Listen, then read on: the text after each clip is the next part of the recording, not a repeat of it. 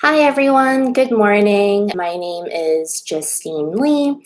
I work in the office here at Gray Matters. Many of you probably recognize my name from all the emails and phone calls and texts. And now you can probably put a face to the name who's been talking to you all this time.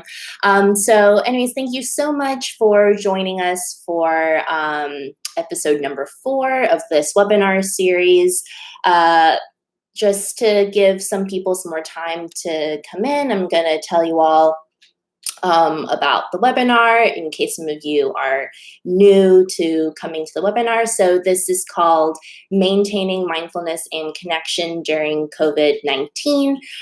We wanted to offer this webinar for you all as an extra resource for extra support during these uncertain times. And this is episode number 4, and it's called Energy Between Brain and Body Part 2. Part 1 was this past Monday with Sabrina, who went into tuning into the connection between our mind and body through a writing exercise. And today I'll be doing the same, but with a movement exercise, because some of you probably don't know that I am a professional dancer and movement educator.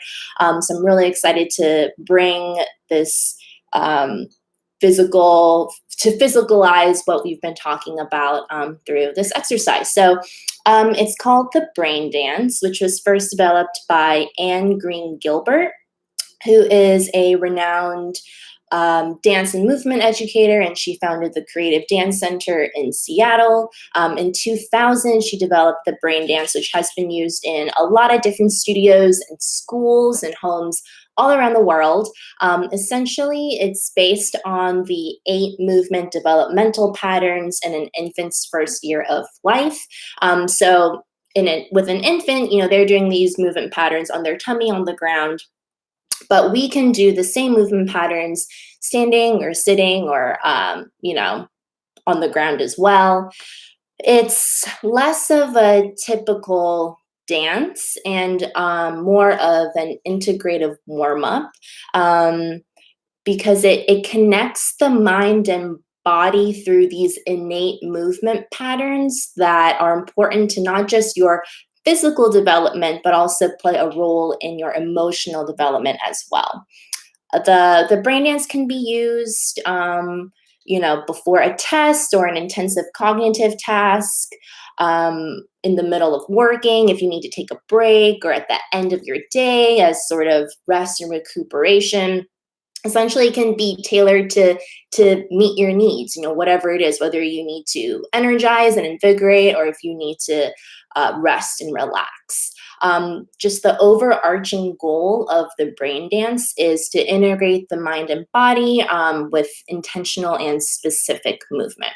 So I'm just going to go over these 8 movement patterns verbally with you, and then I'll show them and do them with you physically. So the first movement pattern is called breath, which all of us know what breath is. We all breathe, and we need breath to bring oxygen to both our brain and our muscles.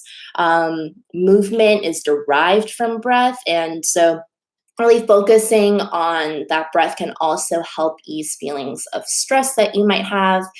The second movement pattern is called tactile. So we'll bring awareness to our different body parts and integrate the senses through touch.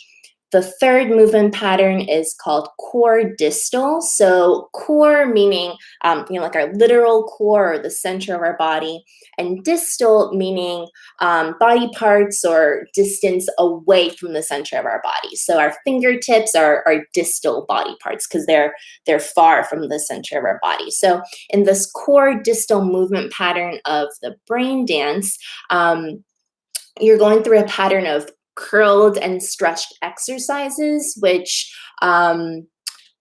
involves extension and contracting of the spine, and it encourages the use of your core muscles, which are really important in proper body alignment.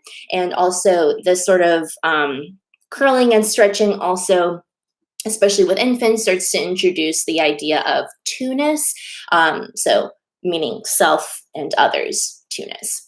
The next movement pattern of the brain dance is called head tail. So head and our tail. And so when we move our head and tail in conjunction with each other, it increases spine mobility.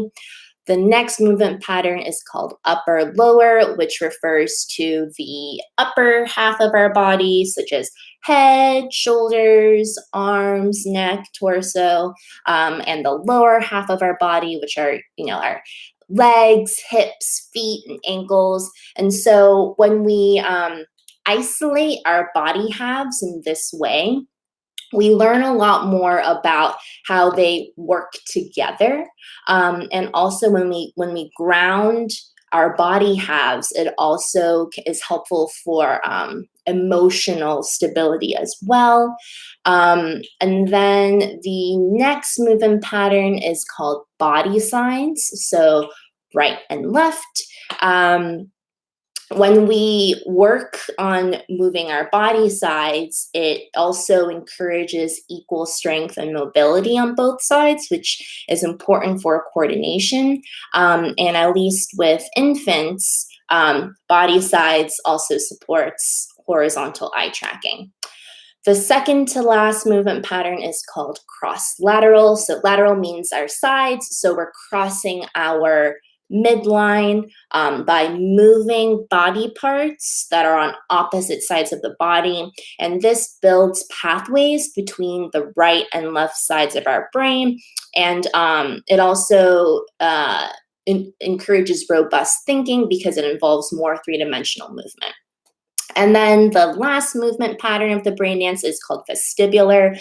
And this refers to our vestibular system, which is a sensory system that we use for balance and proprioception. So when we move in ways that are off balance, it involves use of our vestibular system and can help develop our coordination and balance and spatial awareness. So now I am going to show you all what this might look like. And again, you can follow along with what I'm doing, or you can, since we already talked about it, you can listen and kind of do your own thing. You can remain sitting if you wish. You can lay on the floor, or you can be standing. I'm going to stand so that you can see it more clearly, but however would feel good to you in your body. Okay, so I'm just gonna get my chair out of the way here. Okay, so 1 second. All right.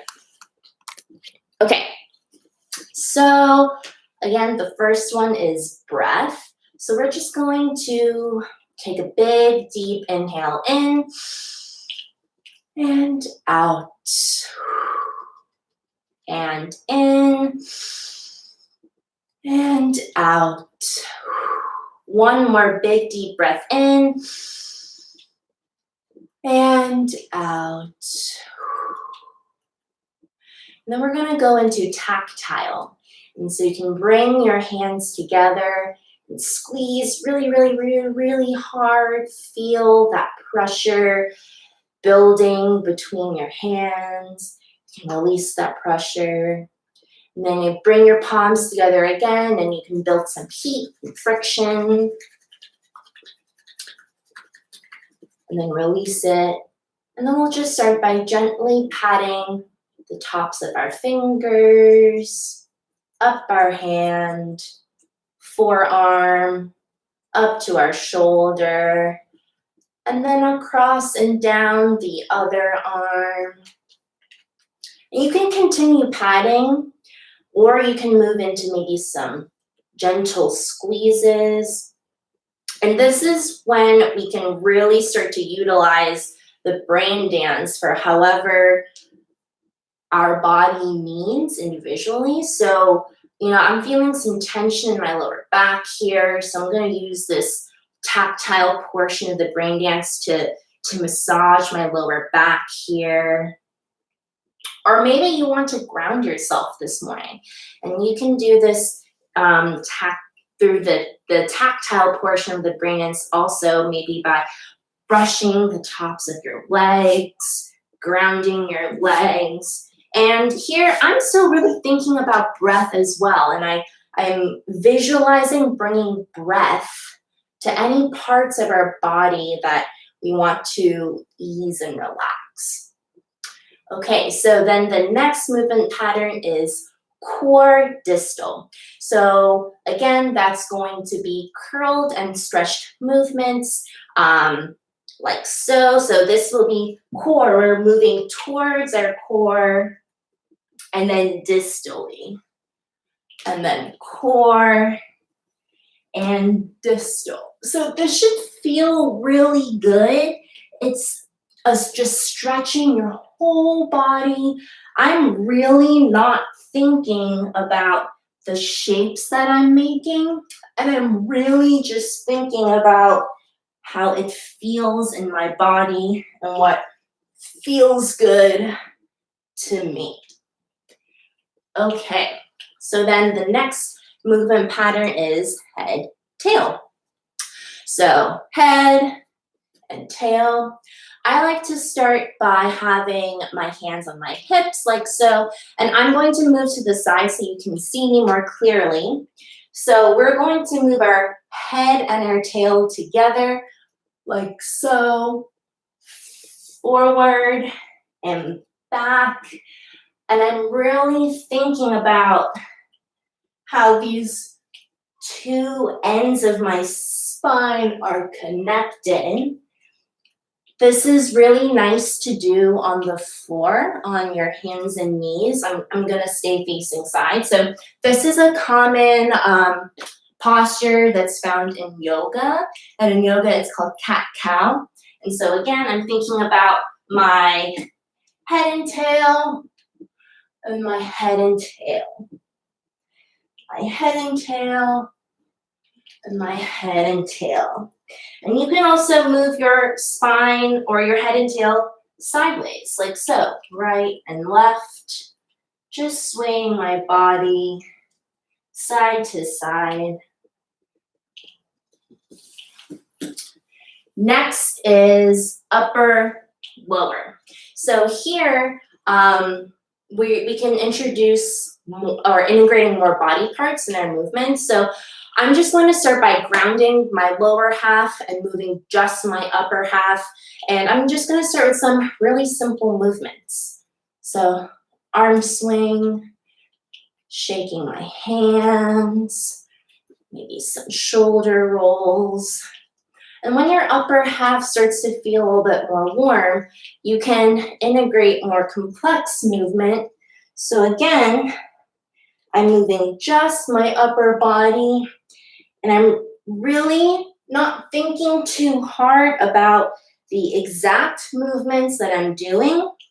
I'm doing what feels good in my body that involves using just my upper half. And we can do the same with our lower body. So I'm going to ground my upper half and move just my lower half. And here we can even start to play with the weight that's distributed across our feet here. Maybe I just bring my knees up. Maybe, and if you want to invigorate, this is where you can start to do so. And you could have started doing that even before as well. And again, really not trying to move the upper half of my body as well. I'm really just doing what feels good in just my lower body here. And it's actually a lot harder than you think to not incorporate my upper body in this. And it really tells you more about the relationship that, these halves of your body have with each other. Okay, next is body sides. So right and left. Again, I'm gonna start with simple movement and go to more complex movement. So I'm just going to move just one side of my body in synchronization, like so. So they're mimicking the same movements. And then maybe I want to move them independently. And here, it involves a little bit more coordination. and thinking about how to move them separately. I'm going to do the same on my other side. Just really focusing on them doing the same movements and then different.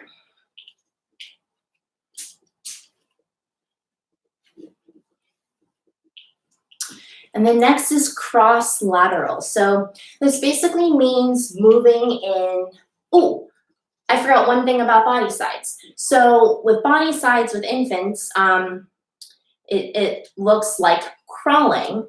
So we can actually mimic this movement standing, or you can actually crawl, but maybe for saying, it might look like one side, one side, one side, one side. So this sort of movement, if we're on the ground, you can imagine it, looks like crawling. Okay, and then next to cross lateral. So I'm just going to bring one elbow to my opposite knee, and that's cross lateral. We're crossing the midline. These are opposite sides of our body. We can also take this as a stretch, cross lateral, and cross lateral. If you want to move with it, you could just walk. And walking is cross lateral movement because one foot goes out and it's the other hand that goes out. So this is all cross lateral. And then last but not least, there's vestibular, which again is about doing off balance movement. And so we can just start by really slowly spinning. Not too fast, we're getting used to this idea of being off balance. You can explore being upside down in this movement. I like to envision the top of my head as like my eyeballs and really let that lead me through some off balance movement. So again, I'm imagining the top of my head are my eyeballs, and this is what's leading me through space. And that is the whole brain dance. So again, you can do the whole thing sitting. I could have done all this cross lateral stuff sitting. I could have done all this tactile stuff sitting. Could have done it laying down.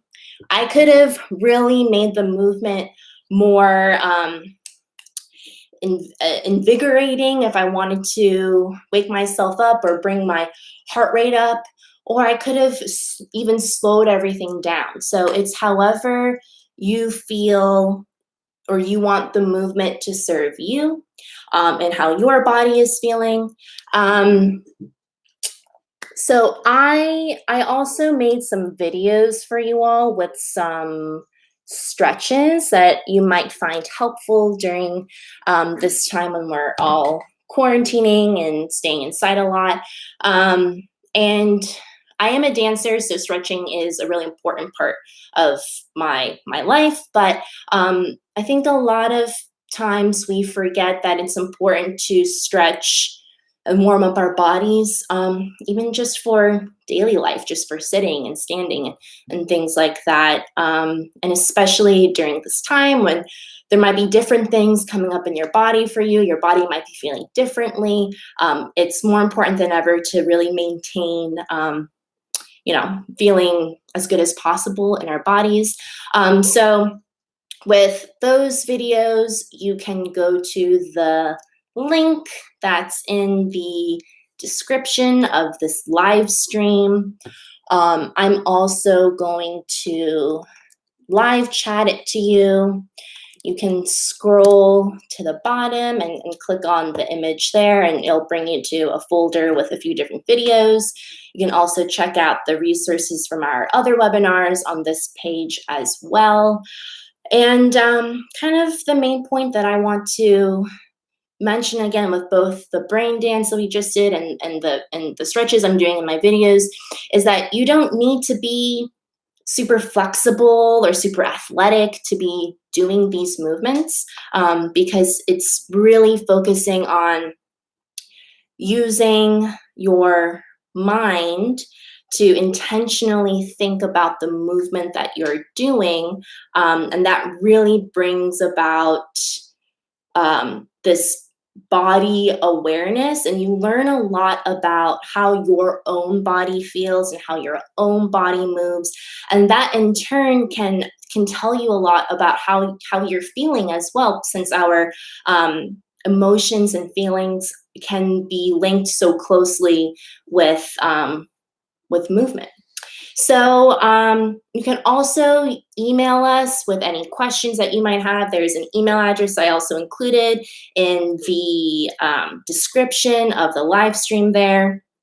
I'm more than happy to answer any questions you might have about tailoring certain exercises, or if you are wondering about any modifications for some of these certain exercises, you can always let me know. And I hope you try it for yourselves. And I would also love to hear how it feels for you after you do a brain dance. And so that's about it. And thank you so much for joining. And I hope you all have a restful weekend. Thanks so much. Bye bye.